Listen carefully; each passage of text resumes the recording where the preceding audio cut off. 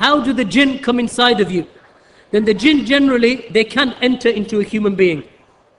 The jinn can enter into the human being, and most of those jinn are mischievous, and they are from the army of shaitan, and they enter into a person who is rife, a person who is ready for the jinn to enter into him.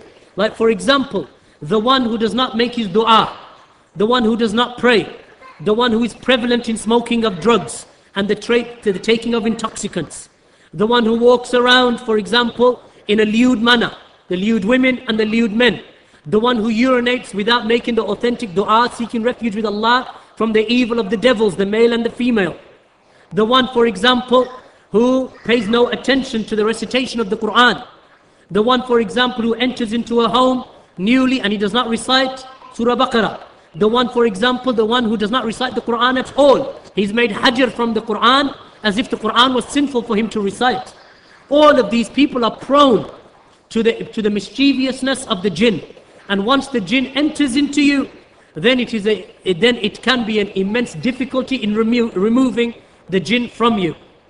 However, it is also possible for a jinn to enter into a righteous person, as he entered into one of the female companions of Allah's Messenger sallallahu alaihi wasallam.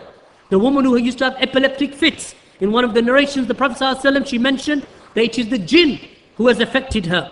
So she was touched by the jinn. So the Prophet sallallahu alaihi wasallam advised her with patience, and of course she was a righteous practicing woman, and the jinn did not leave her. So much so that Abdullah ibn Abbas radiallahu anhuma, after the death of the Prophet sallallahu alaihi wasallam, used to say to his companions, do you want to see a woman of Jannah? Then look at that black woman over there. She was a black woman. Prophet sallallahu alaihi wasallam, Abdullah ibn Abbas said, look at that black woman over there if you want to see a woman of Jannah. For indeed, she was touched by the jinn. And she came to the Prophet sallallahu alaihi wasallam, asking the Prophet to make dua for her. The Prophet sallallahu alaihi wasallam said, I can make dua for you, but it is better if you are patient. So then she decided to be patient. So the jinn can sometimes enter into a righteous person, but the righteous person does not give up his piety and his righteousness and his striving just because he's been affected by jinn. The jinn can be removed by ruqyah. And the ruqyah is begun and is done by the person himself to begin with.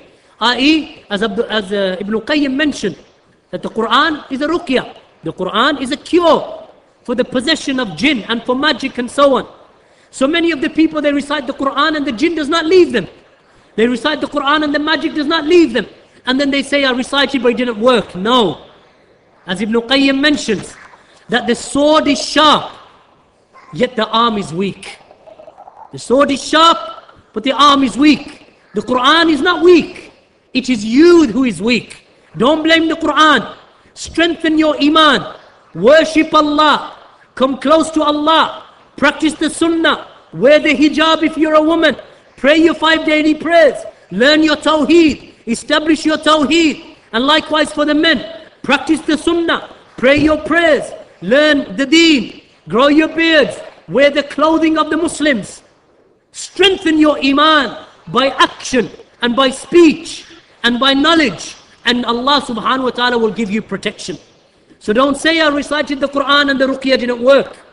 It is not the weakness in the Quran. The weakness is in the arm of the wielder of the sword. It's like giving a Kalashnikov to a child. Kills his mom and dad. Didn't mean to, you just gave him a toy. He thinks it's a toy. You put it into the wrong hands. Train.